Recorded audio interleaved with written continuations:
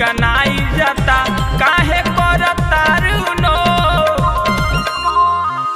काहे करतारू चो ताहा लौकता दुनु नो कि दुनु चाना फाड़ फोरता देखी के लोका पार फोरता कि दुनु चाना फाड़ फोरता देखी के लोका पार फोरता जवानी तो हडार फोरता देखी के लोका पार फोरता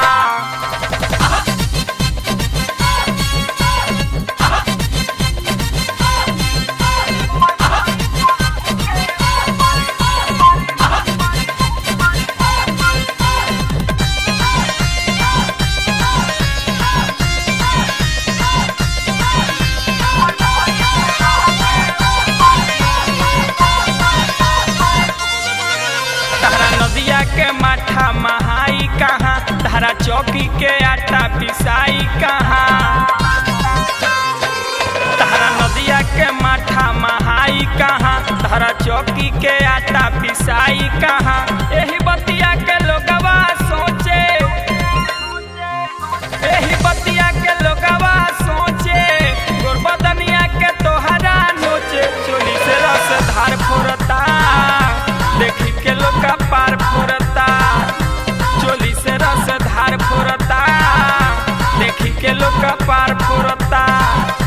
जवानी तो हडार फोरता देखी के लोका पार फोरता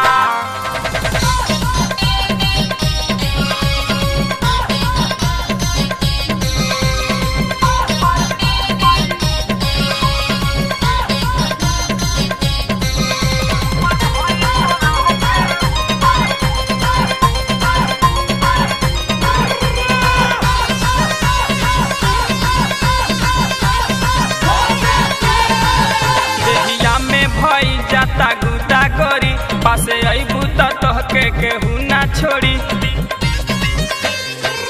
देहिया में भई जाता गुदा गोरी पासे अइबू त तोहके केहू ना छोड़ी रहिया में परवीन के ना घेरो